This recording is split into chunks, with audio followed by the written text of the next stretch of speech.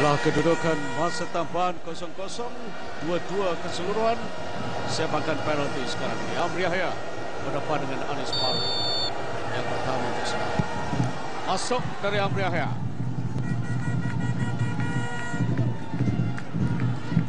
Fauzi Syari pula marah untuk melakukan sepakan pertama bagi pasukan Johor FC. Sambil kita menyaksikan bagaimana Amri Yahya melihat Anis Farouk menerbangkan diri ke sebelah kanannya. Cari tempat sebelah kiri. Anis Farouk cewa untuk tendangan Amri Yahya. Bagaimana dengan Nur Azlan Rosali berdepan dengan Palo Fauzi Syari.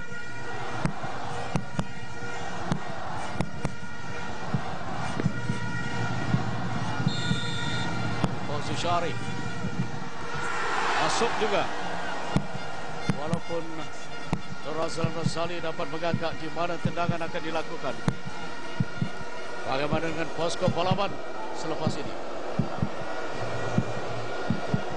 Percaya mengagak Nur Azlan Rosali, tapi tidak percaya menghalang. Posko Palawan.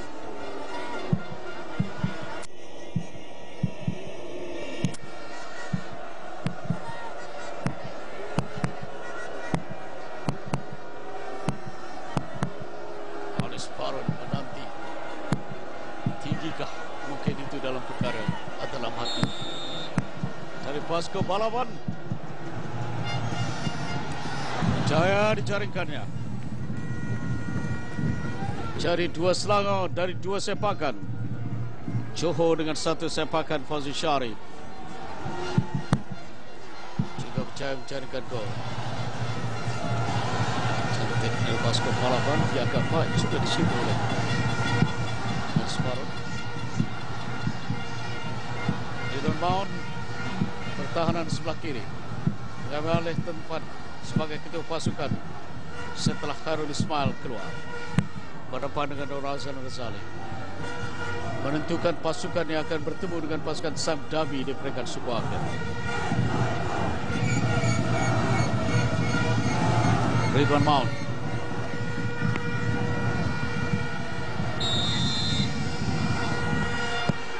perlahan dari Ridwan Maun dan terus diterangkap.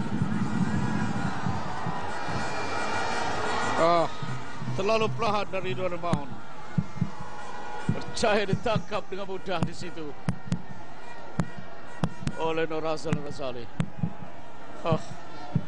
Nampak jelas pada awal lagi dia seperti menghadapi tekanan, dan akhirnya itulah yang terjadi.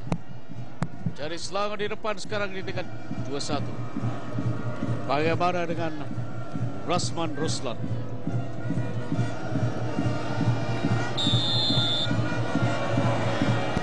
Anis Farouk tak berjaya menyekat. Jadi selangor sekarang ini 3-1. Tetapi Johor FC dengan baru 2 penendang.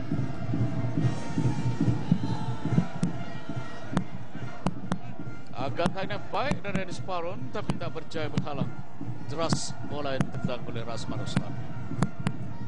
Harun Isam sekarang ini mengambil giliran.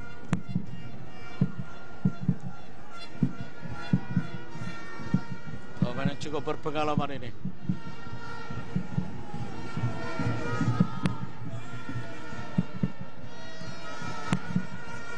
Nur Azlan. Dari pemain pertahanan Harun Isam Rosali. Cantik dari Harun Isam Sabudin. Cari sekarang ini kedudukan 2. Johor FC Selangor 3 setelah 3 tendangan masing-masing. Masih di tempat yang sama sebenarnya, di sebelah kiri pintu gol. Disitulah tujuan. Yang sebelah kanan yang cuba dilakukan oleh Ridwan Maun tadi perlahan dan terus disekat oleh Nur Azlan Rosali.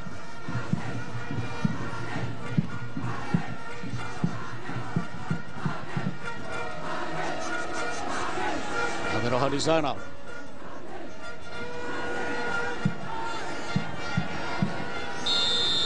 Sudah konsentrasi. Pasukan sepakan ke atas. Membuka semula ruang kepada pasukan Johor FC. Perhatikan kegembiraan pemanfaat penyokong-penyokong Johor FC. Amir Hadi ke atas perginya. Jadi sudah 4 tendangan Selangor, 3 dijaringkan. Kali ini tendangan keempat untuk pasukan QFC menyusul kegagalan Amir Hadi.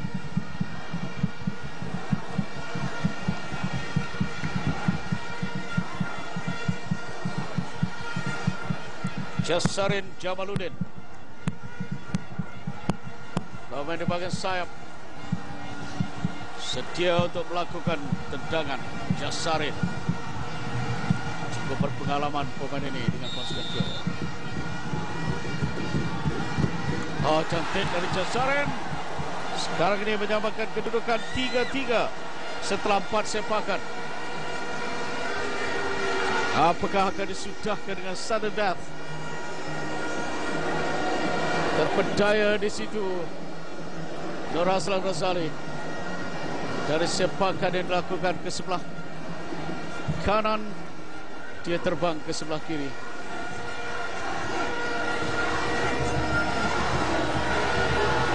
Untuk Selangor, Surendran, sepakan yang kelima. Cantik, leret dan berjaya. Jadi sekarang ini terpulang pula kepada depak yang kelima sebelum sudden death untuk pasukan QFC.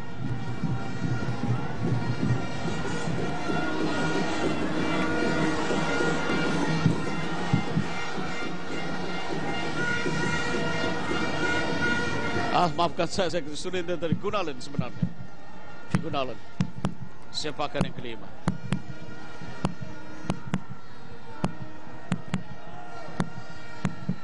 Bagaimana dengan pemain ini? Nomor 25 yaitu Arturo Enrique.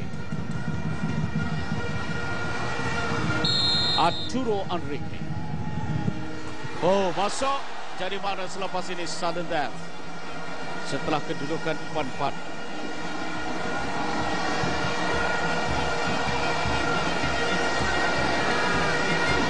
Dari 5 sepakan, 4-4 kedudukan.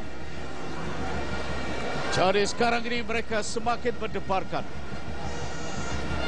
Arturo Enrique melakukan jaringan dengan sepakan penalti.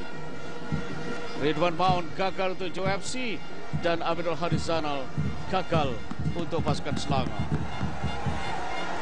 Kesole pula untuk Selangor pada kedudukan sudden death sekarang ini, ataupun namanya sekarang ini Solehin.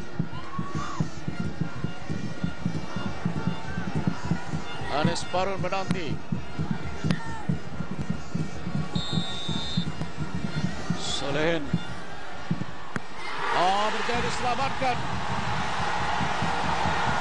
Jadi nampaknya kelebihan sekarang ini untuk pasukan QFC.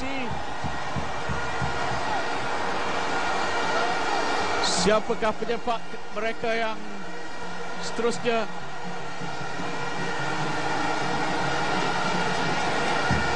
Kalau berjaya dijaringkan, bermana QFC akan melangkah ke peringkat suku akhir, menyekat Selangor. Dari mana Soleh ataupun Solehin Kanasian gagal untuk melakukan sepakan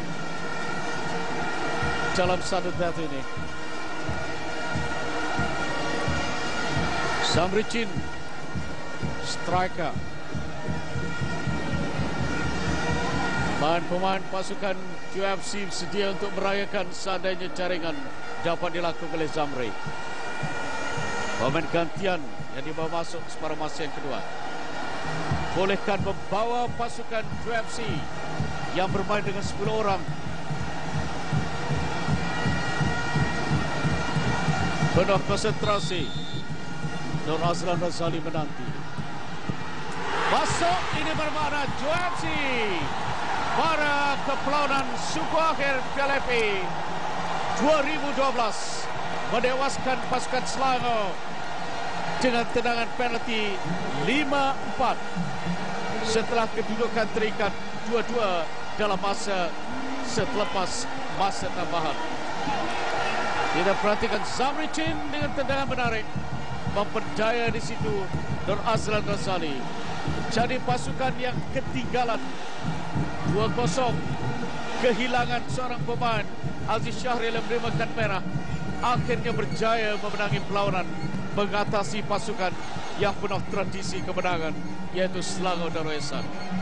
Jadi perlawanan keseluruhannya 2-2 setelah masa tambahan, dan akhirnya penalti, kejayaan untuk pasukan JOFC dengan 5-4 mengatasi pasukan yang dipimpin oleh Irfan Bakti. Jadi mungkin ini satu kejayaan yang membanggakan bagi Kedebat, membalas dendam dengan pasukan Selangor yang dididiknya. Kekecewaan Amri Yahya. Jadi nampaknya begitulah perlawanan yang menarik, yang terpaksa berkesudahan dengan tendangan penalti untuk menentukan tempat di peringkat suku akhir. Dengan kejayaan yang dimiliki oleh pasukan JOFC, menewaskan pasukan Selangor Darul Ehsan dengan penalti dengan 5-4. Dalam perlawanan 120 minit, Selangor mendahului bersih Azidan, kemudian Azharuddin, tetapi kemudiannya disamakan oleh Fauzi Syari dan Altan Reke, yang akhirnya membawa tendangan penalti. Kejayaan JOFC mara ke peringkat suku akhir, penalti 5-4 menewaskan Selangor. Hasil sekian dari Stadium Pasir Gudang, majulah sukan untuk negara.